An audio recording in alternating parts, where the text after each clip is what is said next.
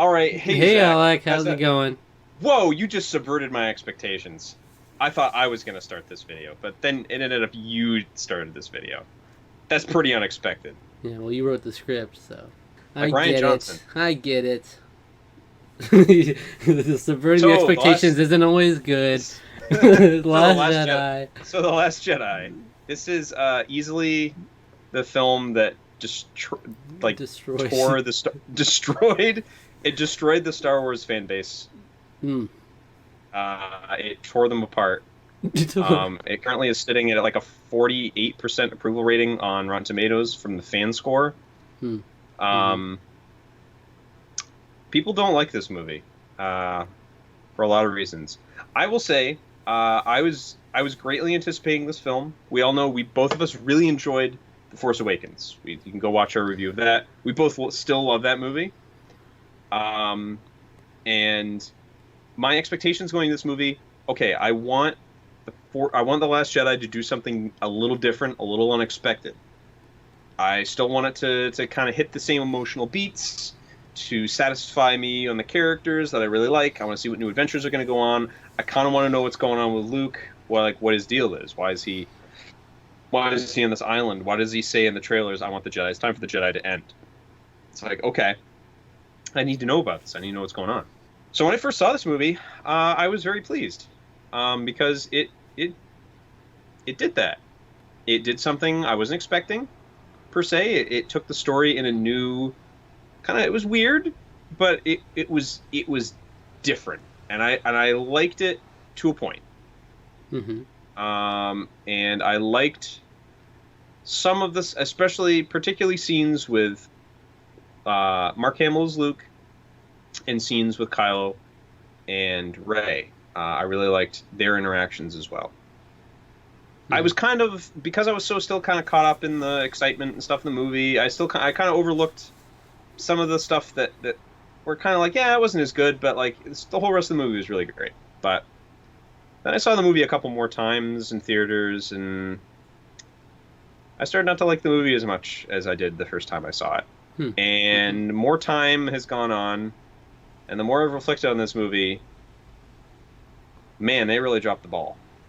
Like really, really, really, really dropped the ball on this film.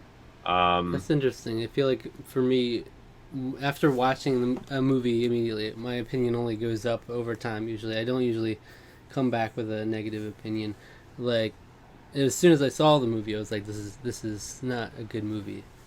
yeah. And if anything, I enjoyed it more the time watching it now. Just with some time for it to breathe a little bit. But I will say it's like the first time I was offended on behalf of the Star Wars fans. But this watching it again, I can be offended as a Star Wars fan. Yeah, Uh, there you go. That's a attaboy. but I Um, mean, so yeah, there's definitely the problem with the movie and why it really stings for a lot of people. I feel like is because the Force Awakens gave so much potential and was followed up by this, and now it's something you can't reverse. And there are some really great moments in this movie that oh are yeah, kind of overshadowed by a couple particularly big decisions they made. yes. So Which is a that's problem. That's that's the that's a problem. big problem. Yeah. Watching this movie again, I think I enjoyed it more than I was expecting to enjoy it watching it again, but I still this movie just doesn't do it for me. This movie just does not do it for me, and I I will say some positives, some positives. Let's do some positives first because neither of us are overly over the moon about this movie. Um, I this is actually a little controversial because I know a lot of the Star Wars fan base doesn't like this, including Mark Hamill himself. I actually like the direction they took Luke Skywalker in this movie. That to me is the most compelling part of the movie. Is is everything that was sort of done with Luke, more or less. Um, Including the end. I'm I s- I still don't know how I feel about the end. Honestly, even to this day, I'm part of me really likes it. Part of me doesn't like it. Because I would say I would agree with you up until the end. I just Yeah. really don't like the end, but Do you don't like him dying after yeah, astral projection? yeah. Yeah. I feel like I mean, you think of the like to me that what my sort of I don't know if this is what Ryan Johnson's going for, but it's just like to my headcanon is the effort for having cut himself off from the Force for so long, then doing something a feat that's only been that we've never seen in the films before, has been done in extended universe stuff, but is still a pretty incredible feat in terms of the effort it would require, the being in tune with the Force so much that you can make yourself have a believable doppelganger like mhm. light years away is impressive. And give yourself a haircut too. Yeah, and make yourself look like the way your pupil remembers you, including giving yourself the lightsaber that got destroyed. Hmm. All very impressive feats. Yeah, yeah. Um, I wish he'd had his. I kind of wish he had his green lightsaber there. It would have been really cool. Hmm. But yeah, other positives. I love Rey and Kylo's relationship in this movie.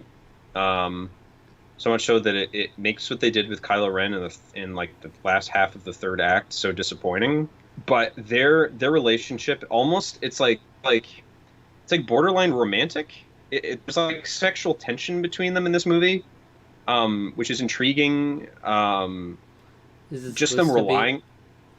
What? Is it supposed to be I sexual tension? I I, I think so. I mean, I know I'm not the only one that's seen it that I mean, way. they had him shirtless, but No, but it's not. But it's not just that. It's but the what? scene, the fact that she opens up to him about the vision in the cave.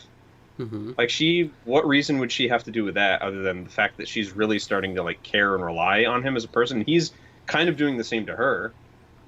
But as a Um, sexual tension, I feel like almost devalues that. Like, Not it's really. emotional connection is different than a sexual tension. I'm saying As a as it's another layer on top of the emotional connection. maybe, maybe I know I'm not alone in that. that's People fine. like I'm certainly not alone there. Um, I I mean, whether or not that I plays didn't get out, a sexual vibe from it, but I mean, there's definitely something there. Whether or not that pays off in Rise of Skywalker, as I'm going to say, I don't really care because it just makes their relationship a little bit more interesting in this film. Um, their kind of interaction, them both wanting to save each other more or less, like in completely different ways, is just like such an interesting story element. And beat Kylo Ren's handled deftly, pretty I would say through the script through most of the film up until the end. Which I think of said there. I mean, there are definitely other things I enjoy about the film as well. Most of the B subplot, however, I don't. Unfortunately, the B and C subplot. I guess there's like sort of three stories that are all interwoven. what's the Uh, third? well, you've got Finn and Poe. You have Finn, Poe, and Rose, and then Rose and Finn go off and do their own thing. So that's sort of like the B plot. Well, Poe is still stuck on the ship, the slow speed ship. Okay, there's another thing. I actually really like the idea of the slow speed chase. Mm-hmm. It feels almost like a Star Trek plot more than it is a Star Wars plot. Like the simplicity of it, I really like, and them exploring the tension of they're like we're literally running for our lives. Like we're doing all we can do to just keep just out of range so we're not getting killed by them. All of that stuff is like I think is done really well. All the scenes where they're like, oh, we're running out of fuel. It adds stakes, it adds tension, and it feels more tense. I think that stuff works. The payoff of that speed chase the tension very well at all. Um, but I appreciate the building of the tension. I think that was done very well. Um, I think that so another thing I really like also is the score of the film. I know everybody says John Williams sort of underplays the soundtrack in the sequel films. They kind of criticize that they're not nearly as good as the prequels or the original trilogy. I think this score is really strong. I really like his incorporation of old and new. themes, and I especially really enjoy the theme of the like Luke's theme in this film is basically, or the Last Jedi theme, I guess you could call it. Is basically this theme of the Jedi steps from the previous film, but the way it's used in this in the Last Jedi is really great. I really like that. The cinematography of this film is beautiful. Also, some of my favorite shots of the movie include the panning of when Rey's doing her training, and it's that it basically was the scene that was in all the trailers where it was just the shot, going down the mountain. It's her swinging the lightsaber, and then you sort of see Luke looking down at her from up above. Just a great shot. Also, the shot of basically everything on Crate. The shot of the standoff between student and master, like all that stuff is just done really well, and the exploration of Luke Skywalker through most of the film, I'd say, is very interesting and satisfying. It would be a satisfying conclusion, I think, had he more satisfying, I think, to me if he hadn't died. Yeah. Or if he, I don't want to say necessarily if he had been there, because I think it would have been effective if he had actually been there too. But like astral projection is just awesome. It's just such a cool ability, just in fantasy in general. But yeah, he would have just died if he was there. Yeah. So having that, I mean, those are some of my positive. But like, what do you enjoy about this film? Because I know you have things that you like about it as well. Yeah. Similarly, I really like the Kylo Rey stuff. I really like the scene with Snoke where he ends up killing Snoke, even though it's like very predictable. It's like as soon as it's you see the lightsaber move. Yeah, and as soon as it's like you just hear Snoke talking, or just kill her, or just kill your true enemy and everything. It's like, okay, we know where it's going, but it's still a nice moment, and it's still badass when they go back to back and have that whole fight. That fight that suffers upon rewatches, though. What is that? So many mistakes. There's so much bad choreography in that fight. All the troopers pull their punches and pull their slashes. There's the last trooper that Rey's fighting, all of a sudden doesn't have his other sword. They just straight up digitally remove it. He could have stabbed her in the back, but then he just suddenly doesn't have it. Stuff like that it's visually impressive. It's just very sloppy, which is frustrating because it's such a cool fight scene. It's cool. I will give it that. It's had it been handled better, their Swordmaster had been a little bit more impressive. The Swordmaster on this movie dropped the ball horribly, I'll say. Rey does not use, like, that training sequence I was just applauding. I was plotting that one shot. The rest of that training sequence of her just swinging the lightsaber like a baseball bat. Yeah, I hate it. I don't understand like what she's working on there. Yeah, and then she slices that rock. It's like, ooh, I got that rock. It's like you're not working on any forms. Almost killed those caretakers walking down with their underneath where the rock fell. Mm-hmm. Like, Jesus, they could have died from that. Funny moment, but could have died. Well, funny. So funny. Inappropriate humor is funny. Can you tell me what is Kylo's fascination with killing all things that are old? Like, why does his immediate reaction, where it's like that, it's a little bit of the bait, where it's like he kills Snoke and Rey's like, oh, he's good now. We could still save some of these fleets. And he's like, no, gotta kill Snoke, kill Skywalker, Jedi, Sith, all things that are old. Like, what did he say exactly? Something about... Let the past die. Kill it if you have to. And then there's also, just... And then later he's, like, really got a hard-on for the Millennium Falcon, too. He's like, everything that is old... that is stupid. That scene is just legitimately stupid. But why old? Why everything is old? Well, because all of those are, like... kind of like what Luke is getting on throughout a lot of the movie. The relics of the past, the old relics of the past, are nothing but failures. Everything... Kylo sees everyone just... I mean, his master is clearly... I mean, just bald-faced manipulating him, like straight up saying to his face, yeah, I was using him. whatever. What about it? He'll obey me because he doesn't have anything else. So you've got stuff like that. You have the thing that enters his life, the new, the different, the alluring. And I don't necessarily mean, I know I was talking about sexual tension earlier, but alluring in the sense that she is someone who cares or tries to understand him as a person, and like thinks that she's trying to get to know him essentially in this movie. And even though she spits at him early on, but she still talks to him. She doesn't just completely ignore him. She still wants to have it out with him, basically. Let her know where she stands. Yeah. But it's like you have this new entity, but then you have all of the old history he has, his parents, his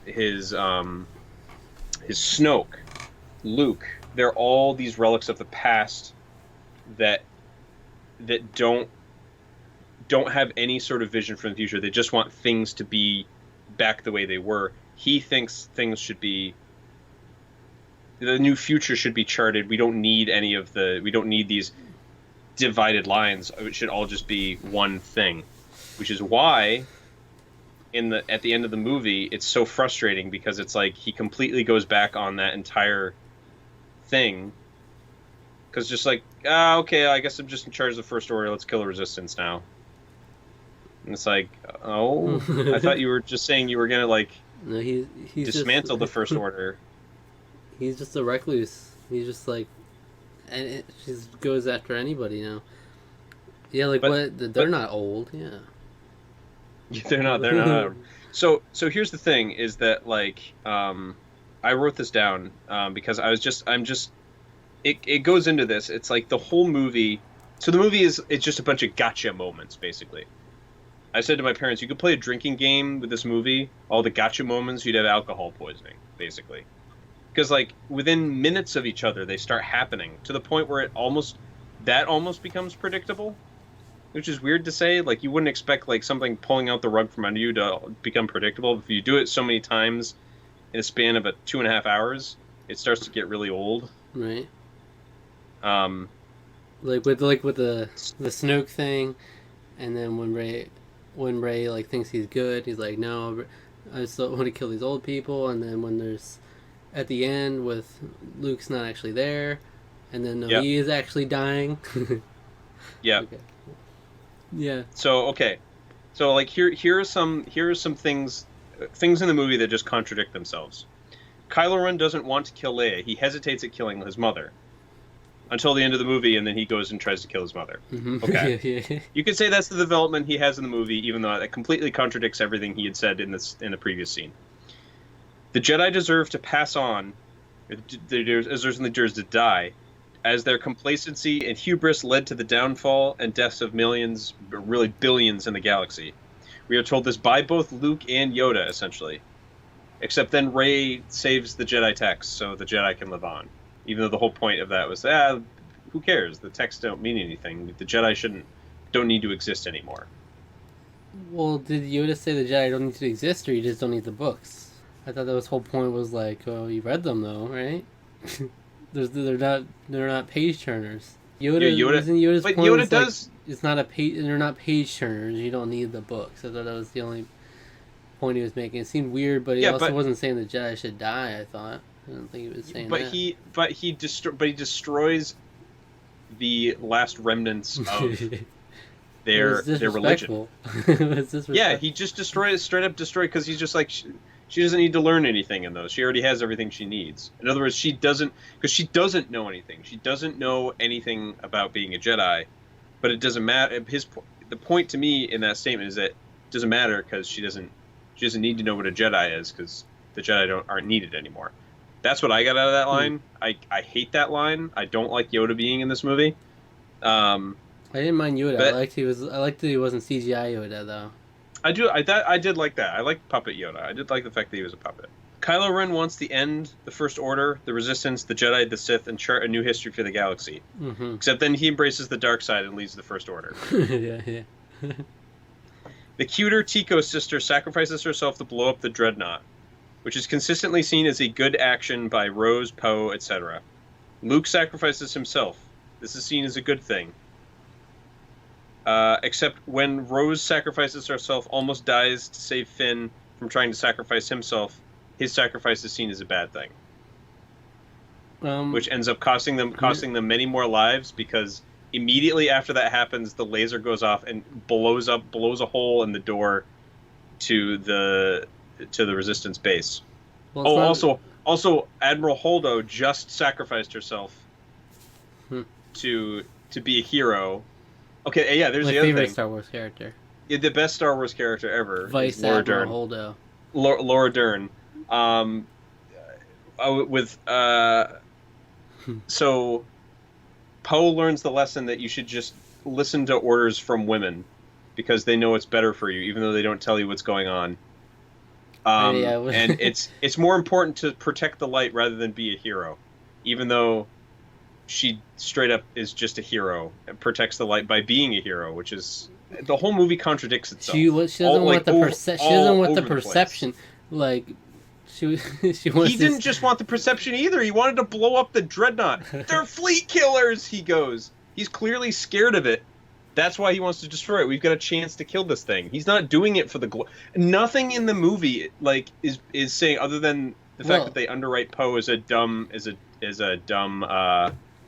gun happy, trigger happy idiot who's just like, oh, we gotta blow stuff up. Oh, I didn't think character trait. I didn't think Leo was saying that to Poe's detriment. That's she was propping up Holdo because it seemed like she was not a nice woman in Poe's eyes. So she was like, no, she's actually doing a good thing. I thought that's all she was really. She was doing a good thing by hiding this information from you. Yeah. And from literally everyone, apparently.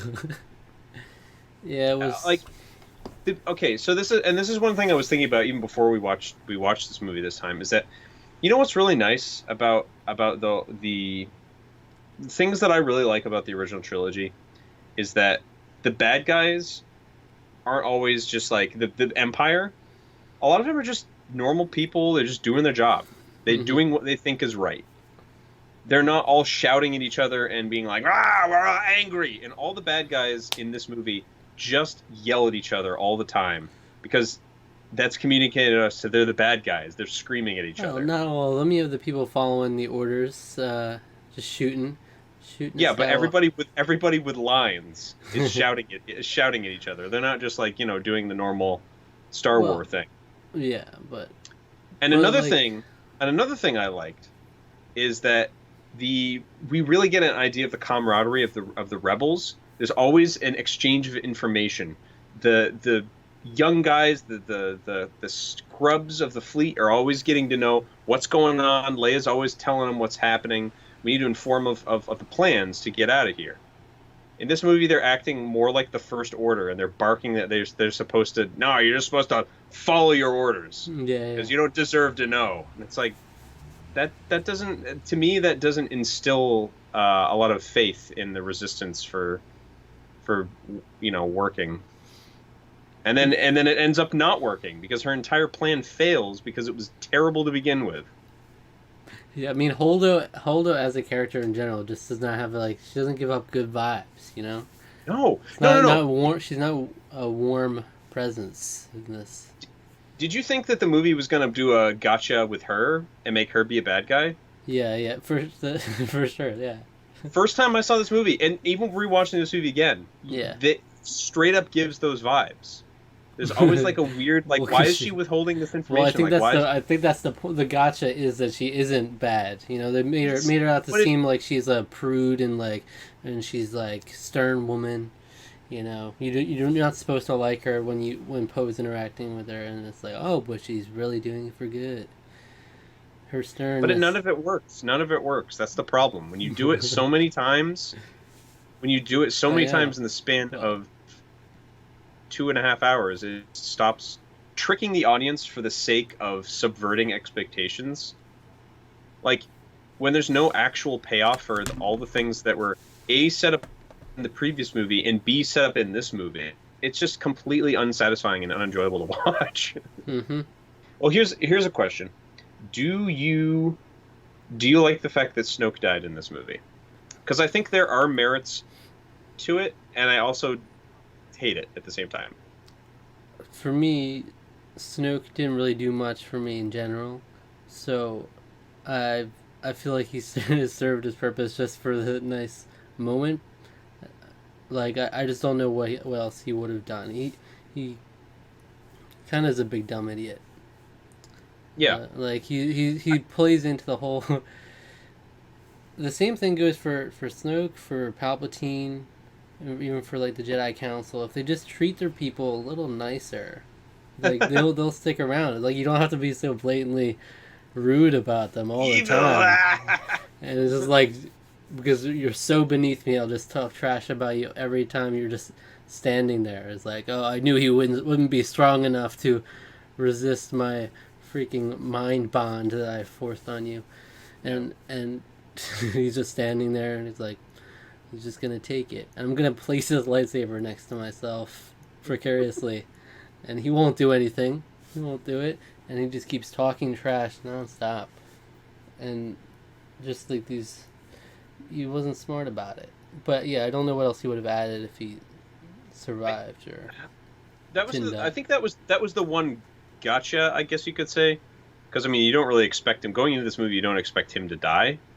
That's the one like gotcha that kind of works for me in this whole movie because the movie he's not important to the story really. He is Kylo Ren's like Palpatine, yeah. raison d'etre, you could say, his reason to be.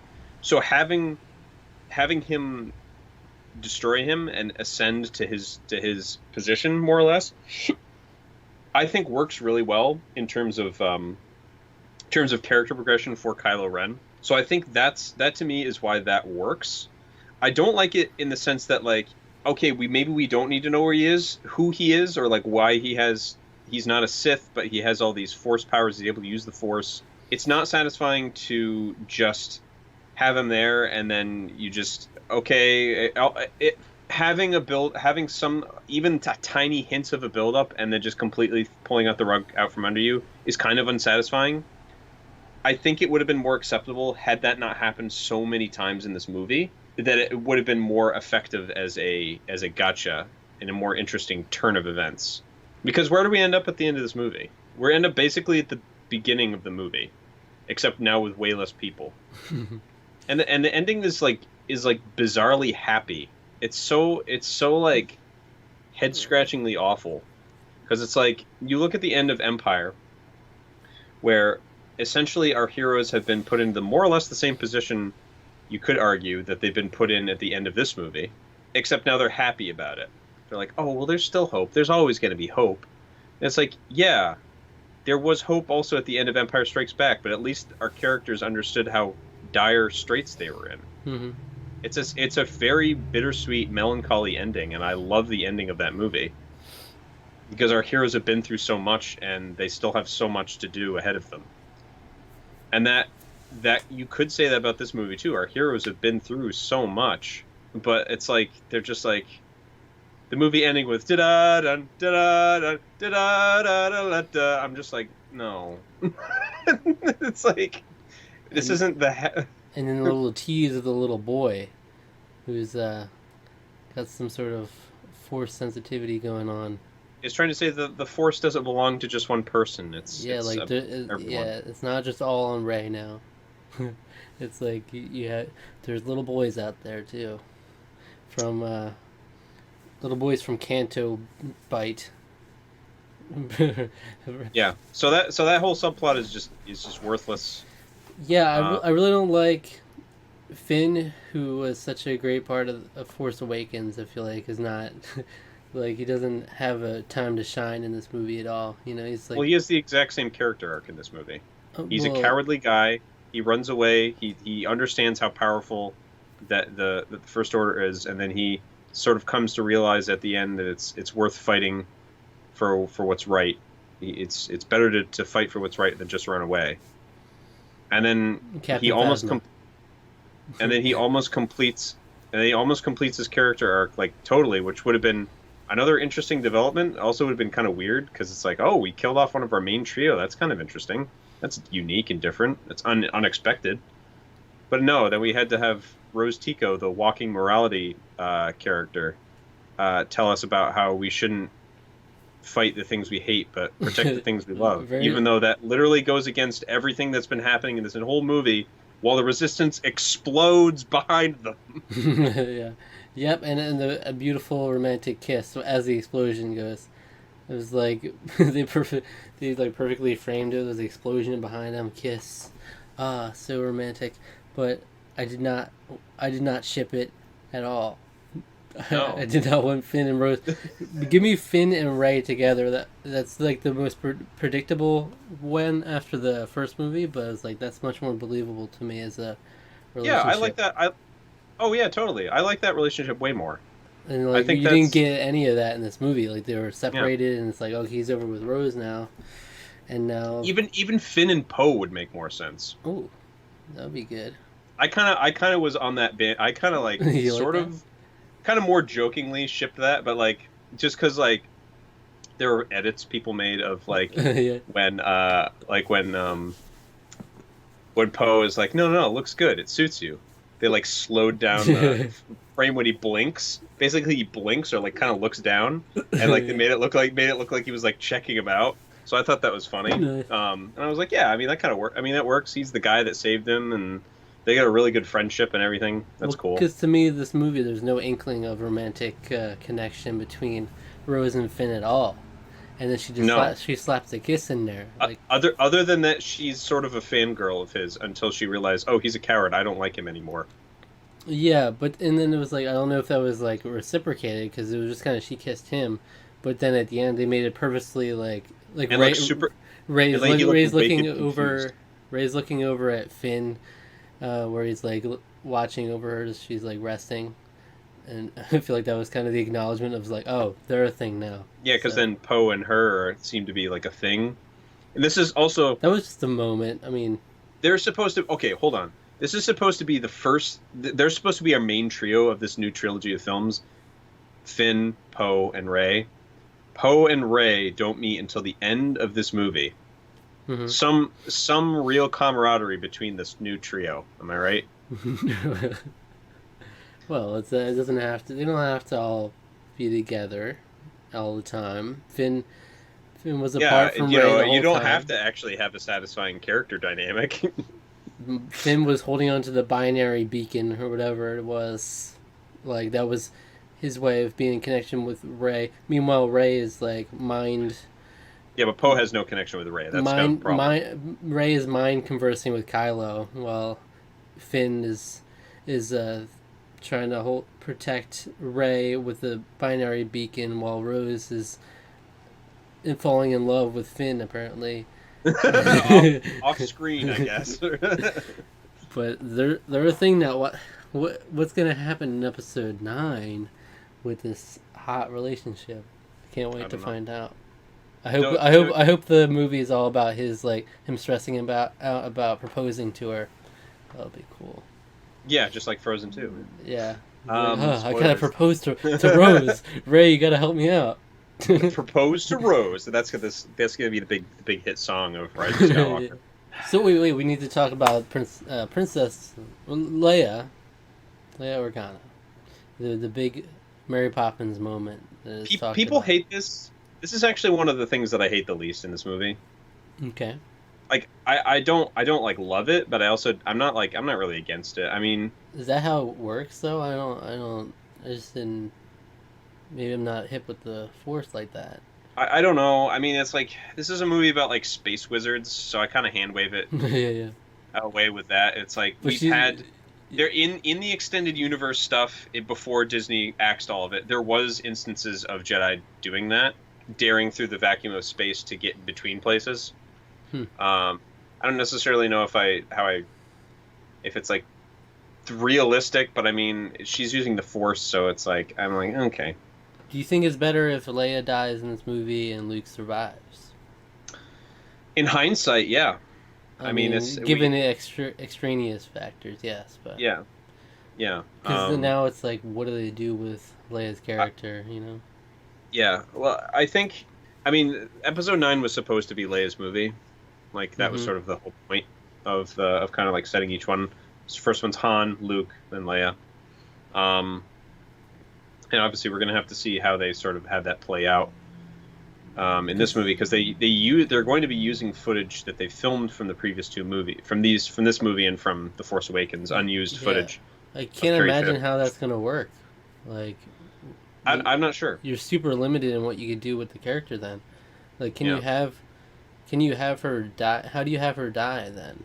Like, if you I didn't don't know. film a death scene, hmm. Just, Maybe she'll fade away in the Force. I don't know. or it'll be like she just like she goes away and you don't you don't see her anymore. Maybe she sacrifices herself so that Luke, not maybe doesn't Luke comes back, but like makes it so that Luke can appear. Even though I don't know, Luke should be able to appear as a Force ghost in the next movie, which I'm assuming he does. I'm assuming that's going to happen in Rise of Skywalker. I haven't. Yeah, probably. Yeah, I mean, so you hear his voice in the trailer, so you know, you would assume so. at the Yeah, very least, someone's gonna hear him. So but the thing is, I'm glad they didn't have her be. Although I don't like Holdo, I'm glad they didn't. have her I'm glad sacrifice for the herself. payoff. Yeah, I think ultimately it would have made more sense given extraneous circumstances, but I'm glad we got the payoff between her and Luke because literally when I was watching the movie again, like that stuff works so well for me as a longtime fan, but this relationship that we haven't seen, like these people haven't connected in like 30 years or more, that we haven't seen really.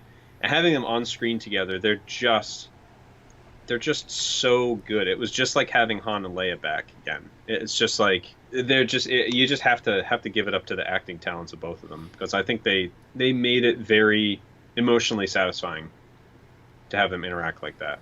Yeah. And I was just like, man, I wish we had more of that in this movie. I really do. Um, but Yes. was not to be. Yeah. It's like you kind of wish, especially now that Luke's dead. It's like you want more of that those interactions, you know. Yeah, But I mean, we also I would have liked more interactions with the like you said the three main characters too. We didn't even get yeah. that because they were all separated a lot of the time. What was I going to say? Oh yeah, what is the name of that the stuttering thief guy? Uh, Diz? I don't know. Dim? Like Dirk? I don't really understand that character. He's just in the jail cell with them, and then So here's the thing that's so insane about this movie is that literally the whole movie rides on coincidences and happenstances that like it's all I think that's kind of the problem with the fact that only Ryan Johnson wrote this movie is because that entire you can't because of the way he wrote it you can't take out any of those parts without it not making any sense.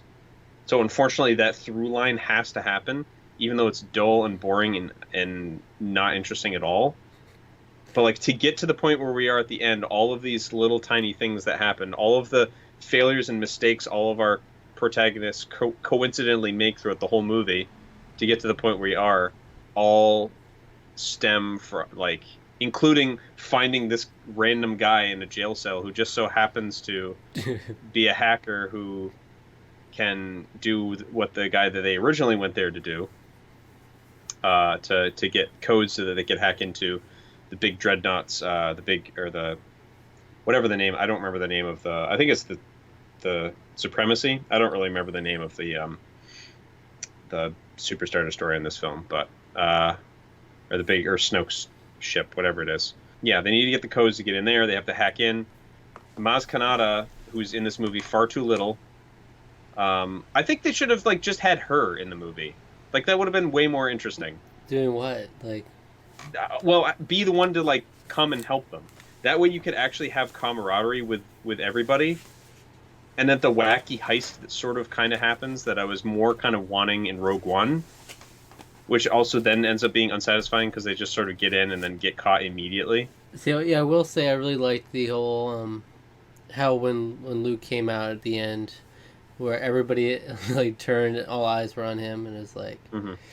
just everything stood still for a bit. Do you think I'll be?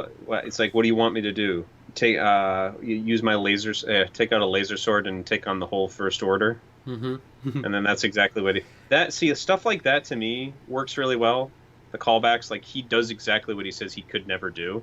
Coming to terms with his past, accepting his failure, and using that to grow, rather than just wasting away. That to me works really well. I know a lot of people say this is like a character assassination for Luke Skywalker, but Yeah.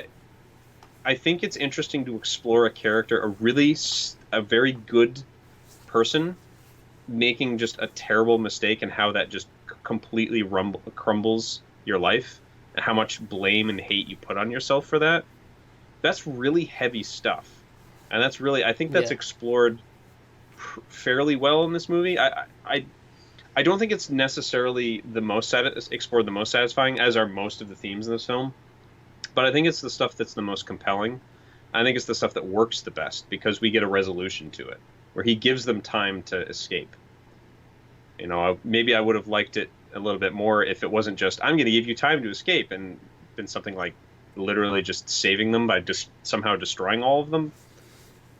I I just think there was potential there if they did just have, because it was like a gotcha for Kylo at the end there, where it was like, mhm. oh dang it, he's actually out there, but it's like he died anyway, so it's like he still got what he wanted. It would have been nice for him to still be out there and have a chance for Yeah, them to interact more in some way or have that yeah. develop more I'm frustrated because I wanted this movie to be so good, and I think than it could have elements been. elements are there. They're like I said, there are really really good things in this movie that I still really enjoy. But as a whole, the movie it's hard, and I think that's letting Ryan Johnson control everything. He directed, he wrote. I mean, I guess Disney okayed it all, but they were from all the descriptions, they were fairly hands off with most of it. I think this is for the first time, and that does include Rogue One and Revenge of the Sith. I think this is the first Star Wars movie that I would not recommend for children. I think the themes are just completely over the head.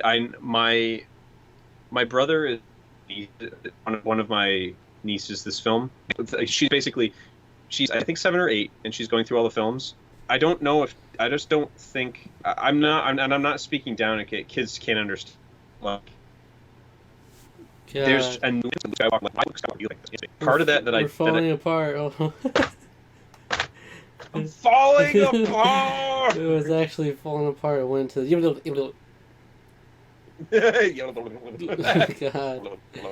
This is gonna be awful to edit. Oh, I don't even know where to start with this one. Like this time around. Oh Lord. Oh How no. is it doing? It's coming and going. We got to finish this video. Is it doing that? Yeah. Well, no, I mean like so because one of my nieces is going through the movies for the first time, and my brother was telling me is just like I almost don't. She's going to be so confused at this movie. And thinking about it, I was like, yeah, I would, to me, that would make sense that she would be confused. Because it's like, a kid isn't necessarily going to just understand, like, why is Luke Skywalker this way? Like, why is he trying to kill his nephew? Why is he so grumpy and, like, cut himself off from the Force? It's bleak. It's not a happy resolution to his character. And it's not, ultimately, at the end, it works. And this to me is why I think this movie would have worked better and not been part of a trilogy at all. And if Ryan Johnson had been able to get control of a movie that explored these concepts with other characters, especially when you have like the ending with like the little boy and everything, I think that stuff kind of works in the context of a different movie. That kind of elements of this film geared to children nearly as much as the other ones are, the other films in the series. So Yeah. maybe that's just me, but I definitely agreed with my brother there. I see children being as confused at Luke Skywalker as they were with the Senate scenes. But hey, at least in those prequel films, at least you had the stupid bathroom humor, and you had Jar Jar Binks going "Wooka baka wooka." all around the place, and pod racing and other stuff like that. And this has like gambling and Yeah. and Abuse of animals. oh yeah, that whole thing is stupid. Why didn't they free any of the slaves? They're like, oh, we feel good now because we save these animals that are just going to be rounded up as soon as we leave. It's just like that boy's gonna handle business. Watch out in the Rise of Skywalker. You're gonna see he's him gonna come be back. the most important character. He's like the hero of the film. He is Palpatine. All right. So I think that's basically it. yeah, before we fall apart again, we need to get these Okay. scores. So We do. out of 10, I will give this movie a 6.5. And the reason being that I gave The Phantom Menace a 6.5. And I don't think this is worse than The Phantom Menace. I think it's better, honestly, but I don't know if I would give it a full 7, because overall I have negative thoughts of the movie as a whole. And like a character like Finn, who I loved in every scene he was in The Force Awakens, I was not interested in almost any scene he was in this one. That's a problem. That's generally a problem. Yeah. And like Yeah. in the Finn and Rey relationship, I loved in the first movie, and it's like no, like he'll hold on to the beacon, but then you don't even get any sort of good reunion in there. Yeah. And it's like, oh, okay, Rose and Finn are a thing now. I'll just stay over here. Yeah. But I mean, Oh. I like the Luke stuff up until the end. I wish he wouldn't have died. Mary Poppins is a little weird, but that's fine. Snoke doesn't do anything for me. Kylo's good, but I don't like that he hates all old things. That's it. All right, you're frozen, so. I'm falling apart. God, you didn't have to distort it. It did it on its own. It's amazing. Good thing it didn't do this in Anyway. the first Star Wars movie we had to review today. At least this is the last one. Yeah. So I give this movie. Is it back to normal now? I mean, the video is not at all, but I can hear it. Well, Just freaking send a force projection. I wish. God. So I. This is a mess. This is just What like is wrong? it's poetic for The Last Jedi. Yeah, it is. This is poetic. This is poetic how horrible this is going for this movie. I give it a 6 out of 10. I give it a little grace because I think there are concepts, there are still things in this movie that I really like, that I think were executed well. As a whole, it is not satisfying to watch, and it's very disappointing seeing how poorly this was handled as a follow-up to a movie that set an amazing groundwork Yeah. for a trilogy. Yeah, so 6.5, 6.25 for Tarqaron's score. Not bad at all. Oh. not as bad as you would think, but That's is that the I same? don't like that's this the movie. same score that Rogue One got. Oh. it is. Yeah, how about that? I mean, Rogue One got robbed. It's batched in with Oh, the Last sure, Jedi. sure, it got Uh, robbed. Oh no, it's a 10 out of 10. Darth Vader showed up in the movie. That was Best such a movie good part ever. of the movie. A great moment. All right, we're out of here because this. If Vader was in this trash. movie, it would be so good. No, it wouldn't. It'd be horrible. If Kylo, a force projection from the Force Ghost Darth Vader, came back. He's and probably talked going to show up Kylo. in Rise of Skywalker, so we'll get our fill of him then. So. All right, we'll see you next week for Solo and the Rise of Skywalker. Okay. Yeah, the final of Skywalker saga.